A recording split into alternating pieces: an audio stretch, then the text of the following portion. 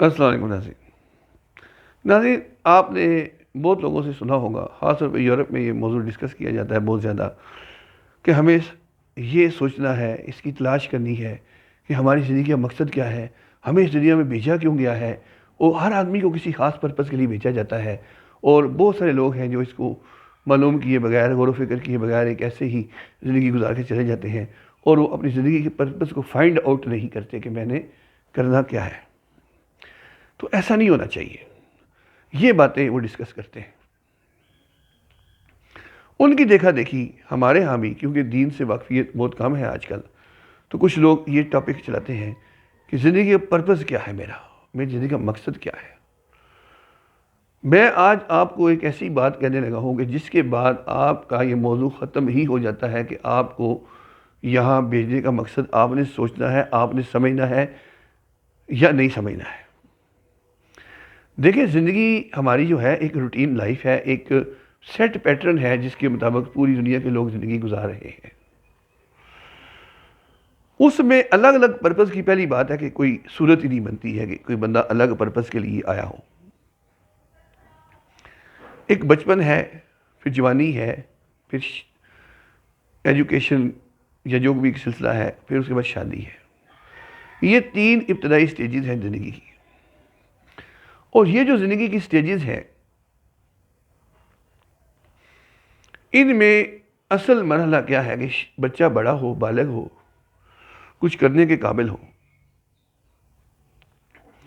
پڑھائی کر کے نوکری کرنے کے قابل ہو، کوئی ہنر سیکھ کے کوئی کاروبار، کوئی ایسا کام کرنے کے قابل ہو جائے کہ یہ شادی جو اس کی کل کو ہونی ہے، ہر بندے کی، ہر مرد کی، ہر عورت کی۔ بندے مرد کی بات اس نہیں کرتے کہ ذمہ داری مرد کی ہے تو مرد کی بات کم کر رہے ہیں۔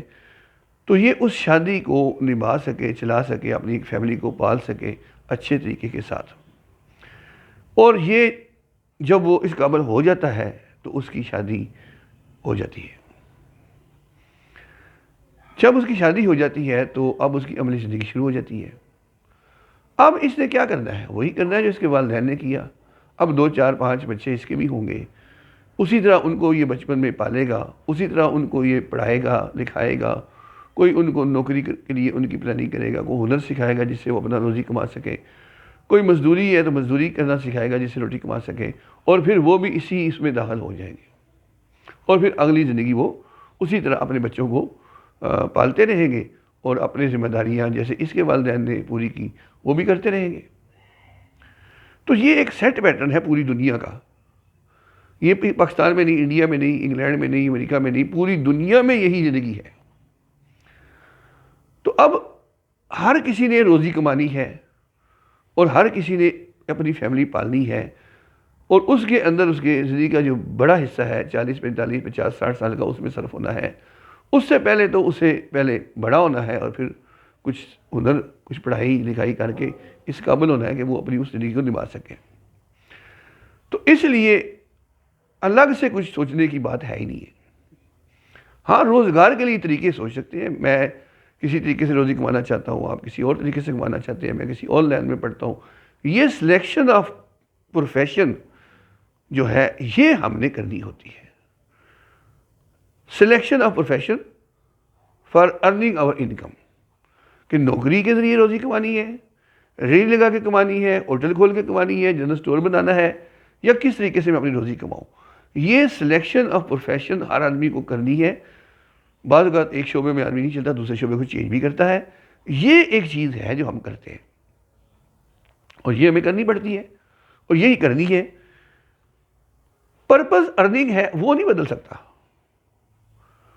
پرپس نہیں بدل سکتا، پرپس سیٹ ہے، ارننگ فار دا فیملی۔ بچوں کو پالنے کے لیے ارننگ چاہیے، روزی چاہیے، فیملی کو چلانے کے لیے پرپس یہی رہے گا۔ پروفیشن اور وے آف ارننگ بدل سکتا ہے، وہ آپ سلیکٹ کر سکتے ہیں جو جس کو سوٹ کرتا ہے۔ لہذا دنیا جہان میں ہزاروں لاکھوں پیشے اس لیے ہے کہ بہت سارے لوگ مختلف طریقوں سے روزی کمانا چاہتے ہیں، ایک طریقے سے کوئی بھی نہیں کماتا۔ اب کوئی آدمی اگر پینٹنگ میں کوئی پینٹر بن جاتا ہے تو کئی لوگ کہہ دیتے ہیں لو جی یہ اس کی زندگی کے پر، اصل میں یہ پیدا اس لیے ہوا تھا، یہ اس کا شعبہ تھا، اس نے اپنا شعبہ پا لیا، لہذا اس میں وہ آگے بڑھ گیا۔ کوئی لکھنے والا لکھائی میں آگے نام کما لیتا ہے تو تو لوگ کہہ دیتے ہیں لو جی لکھ، اصل میں ہنر تھا، فن تھا، یہ ایک لکھاری تھا پیدائشی، اپنے صحیح شعبے میں چلا گیا، اس نے ڈھونڈ لیا اپنا وہ۔ بھائی بات یہ ہے، یہ تو کچھ لوگ ہوتے ہیں ان کو اللہ نے خدا دار صلاحیتیں دی ہوتی ہیں، کوئی فن، کوئی پروفیشن، یا کسی طریقے سے وہ شوقین ہو جاتے ہیں بچپن سے، اس کام میں لگ جاتے ہیں، ان کے اندر وہ ہنر نکھر جاتا ہے، وہ اسی کے اندر ان کا نام بن جاتا ہے، تو ان کو بھی تو روزی اس سے ملتی ہے نا، روزی ہی ان سے ان کو ملتی ہے۔ لیکن وہ ایسے شعبے ہیں جو چند ایک ہیں، الگ تھلگ سے ہیں، جن کے اندر کام کرنے والوں کا نام اور فنکار ایک نام ہو جاتا ہے، اور وہ ایک اسپیشل لکھاری یا فنکار یا پلیئر یا کرکٹر یا فٹ بالر، اس قسم کے چند لوگ ہوتے ہیں، اور کما تو وہ بھی روزی رہے ہوتے ہیں، وہ اس ذریعے سے روزی کما رہے ہوتے ہیں کہ جو ان کا پیشن ہوتا ہے، جو ان کا جذبہ ہوتا ہے، جو ان کا من پسند چیز ہوتی ہے، اسی کے اندر ہی وہ ترقی کر کے روزی ان کی اسی میں اللہ ان کو دے دیتا ہے۔ کما تو روزی ہی رہے ہوتے ہیں، لیکن کام ایسے میں کما رہے ہوتے ہیں جو ایک فنون میں آتا ہے کاموں، یا مہارتوں میں، کھیلوں میں، ایک ناموں میں نام آتا ہے۔ اب ہر آدمی کا تو ایسا ہوتا نہیں ہے، تو فیو لوگ ہوتے ہیں۔ تو آپ یہ کہیں گے ان چند لوگوں نے زندگی کا پرپس پایا، اور وہ جو ریڑیاں اور ہوٹل چلا رہے ہیں اور اپنے بچوں کو ان سے اچھا پال رہے ہیں، ان سے زیادہ کما رہے ہیں، انہوں نے پرپس ہی نہیں پایا۔ پرپس کی بات نہیں ہے، یہ وے آف ارننگ ہے۔ اچھا، اب اس بات کو میں کلوز اس طرح کرتا ہوں،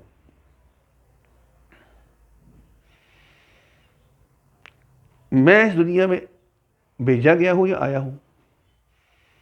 تو آپ کہیں گے جی بھیجے گئے ہیں، we are sent, we have not come. آپ لاہور جاتے ہیں، آپ 45 سال کے آدمی ہیں، آپ کے پاس لاکھوں روپیہ ہے، آپ ایک انڈیپینڈنٹ فیصلہ کرتے ہیں، میں لاہور جاتا ہوں، میں وہاں شالمی سے بزنس کی اپنی چیزیں خریدی ہیں، میں نے اپنی شاپ کی، آپ اتنے پیسے میں لے جاتا ہوں، یا فیصلہ کرتے ہیں کہاں ٹھہروں گا، یا میں آپ فیصلہ کرتے ہیں کتنا خرچ کرنا ہے، کون کون سا مال خریدنا ہے، آپ فیصلہ کرتے ہیں، لاہور جانے کا بھی، وہاں سب کچھ کرنے کا اور واپس آنے کا سارا پروگرام آپ خود بناتے ہیں۔ ایسے ہی ہوتا ہے نا جی، ٹھیک ہے۔ لیکن جب آپ ایک ادارے میں کام کرتے ہیں اور وہ ادارہ آپ کو کراچی کے ٹور پہ بھیجتا ہے، تو وہ آپ کو ایک سرٹن جاب دیتا ہے کہ یہ کام کرنے آپ جائیں گے، فلاں سے ملیں گے، فلاں جگہ ٹھہریں گے، یہ آپ کا ٹی اے ہے، اور 3 دن کا ٹور ہے، اور یہ آپ کی واپسی کی ٹکٹ ہے۔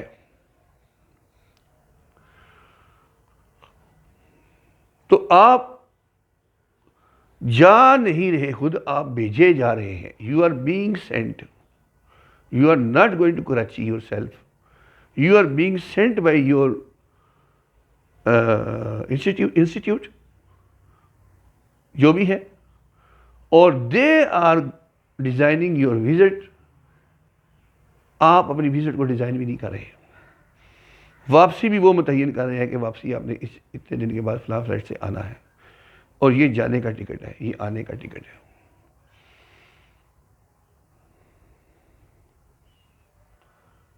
تو اس مثال سے پتہ چلا کہ جب آپ اپنی مرضی سے کوئی چیز کرتے ہیں تو پھر اس کو پلان بھی آپ کرتے ہیں، اور جب کسی کے کہنے پہ کچھ کرنا پڑتا ہے تو اس کو پلان بھی وہ کرتا ہے، ہر چیز وہ کرتا ہے، اور وہی بتاتا ہے کہ آپ کا پرپس کراچی میں کیا ہے، اور آپ طے کرتے ہیں کہ میرا لاہور میں پرپس کیا ہے، جہاں آپ خود جا رہے ہوتے ہیں۔ ہم بھیجے ہوئے ہیں اس اللہ تعالیٰ کی طرف سے، اس کے فیصلے سے، اتنے سے چھوٹے سے بچے آتے ہیں، بڑے ہوتے ہیں، ہمیں پتہ بھی نہیں ہوتا کہ ہم کون ہیں، کدھر آ پہنچے ہیں شروع میں۔ اس سفر کے آغاز کرانے والا اللہ ہے، تو ہمارے یہاں بھیجنے کا پرپس کیا ہے یہ وہ بتائے گا، یہ ہمارے اوپر ڈیسائیڈ کرنے کی چیز ہے ہی نہیں ہے، اور نہ ہم کر سکتے ہیں اتنا بڑا فیصلہ۔ یہ بہت بڑا فیصلہ ہے جو کرنا پڑتا ہے کہ میں کیوں جا رہا ہوں، کیا کر رہا ہوں۔ یہاں پہ یہ فیصلہ ہمیں بھیجنے والے نے کرنا ہے، اور اس نے کیا ہے قرآن پاک میں، وَمَا خَلَقْتُ الْجِنَّ وَالْإِنسَ إِلَّا لِيَعْبُدُونَ، میں نے جنوں اور انسانوں کو پیدا کیا محض اپنی عبادت کے لیے، یہ ہے ہماری پیدائش کا مقصد، جسے ہمیں سمجھنا ہے، جس کے مطابق چلنا ہے، اور مقصد پورا ہو جائے گا، جنت مل جائے گی، دوزخ سے بچ جائیں گے، دنیا جنت جیسی گزرے گی، یہاں بھی مزے ہوں گے، وہاں بھی مزے ہوں گے۔ تو پرپس لائف کا مسلمان کے لیے اگر الجھ جائے تو بہت ہی افسوس کی بات ہے۔ اس کا تو صاف قرآن میں اللہ نے بتایا کہ میں نے تمہیں کیوں بھیجا. جب ہم بھیجے ہوئے ہیں تو مقصد وہی بتائے گا جو بھیجنے والا ہے. اگر ہم آئے ہوئے ہیں تو اپنا مقصد بنا لیں. جو خود آیا ہوا ہے اپنی سوچ سے اس دنیا میں کسی اور ستارے سے وزٹ کرنے آیا ہوا ہے, وہ اپنی زندگی کا مقصد خود ڈھونڈنے کے آیا ہے, اسے کیا کرنے آیا ہوا ہے یہاں پہ.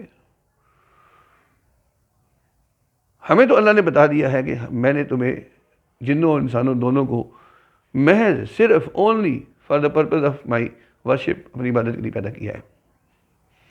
مسلمان کے نزدیک یہ کوئی ٹاپک سرے سے ہے ہی نہیں ہے. دیکھا دیکھی ہم بھی ان چکروں میں پڑ جاتے ہیں. تو یہ ٹاپک ان کے لیے بھی نہیں ہے, وہ بھی اسی لیے بھیجے ہوئے ہیں. لیکن ان کو تو کتابیں ہوگی, ان کی اصل کتابیں ان کے پاس نہیں ہے, اصل تورات نہیں ہے, اصل انجیل نہیں ہے, دین کی تعلیمات نہیں ہے, پورا دین ان کا مسح کھو چکا ہے. تو ان بیچاروں کو تو اس لیے نہیں پتہ. ہمارا دین تو پورا موجود ہے, ہماری تو کتاب موجود ہے جس کو انکار نہیں کر سکتا.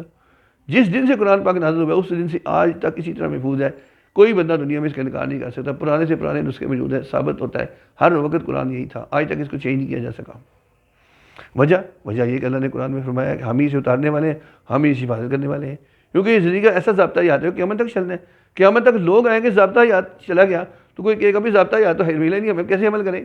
اللہ نے اس کو محفوظ کیا ہے, کرنا ہے, ضروری ہے یہ, اس لیے محفوظ ہے. اور کوئی انکار نہیں کر سکتا اس کا, کوئی اس کے خلاف ثبوت نہیں دے سکتا. اس میں اللہ کہتا ہے کہ میں نے تمہیں اپنی عبادت کے لیے پیدا کیا ہے صرف. تو پرپز آف لائف یہ ہے. اب یہ پرپز اگر کسی کو پتہ نہیں ہے یا کوئی اس پرپز پہ آنا نہیں چاہتا, یہ ایک الگ بات ہے. اور نئے پرپز ڈھونڈنا چاہتا ہے, یہ ایک الگ بات ہے. پرپز یہی ہے, بھیجنے والا ہی بتاتا ہے, اور بھیجنے والے نے بتایا ہے وہ یہ ہے. ہم آئے نہیں ہیں اس لیے اپنا پرپز خود طے نہیں کر سکتے ہیں. اگر آپ میری اس ویڈیو سے آپ کو کوئی نقطہ سمجھ آئے, اچھی لگے اور بات واضح ہو, اس کو لائک اور شیئر کریں. رہنمائی کرنا, رہنمائی کا ذریعہ بننا, الجھن کسی کی کلیئر کرنا, ایک گتھی کو سلجھانا, ایک کویشچن کا جواب مل جانا, ایک الٹی پلٹی سوچ کا ختم ہو جانا بہت بڑی بات ہے. یہ سلجھاؤ ہے, الجھاؤ سے لوگوں کو نکالنا ہے. ٹھیک ہے جی. تو اس میں آپ میرے ساتھ میرے ویڈیو کو شیئر کریں, لائک کریں, میرے چینل کو سبسکرائب کریں اور میری حوصلہ افزائی کریں. پاکستان زندہ باد.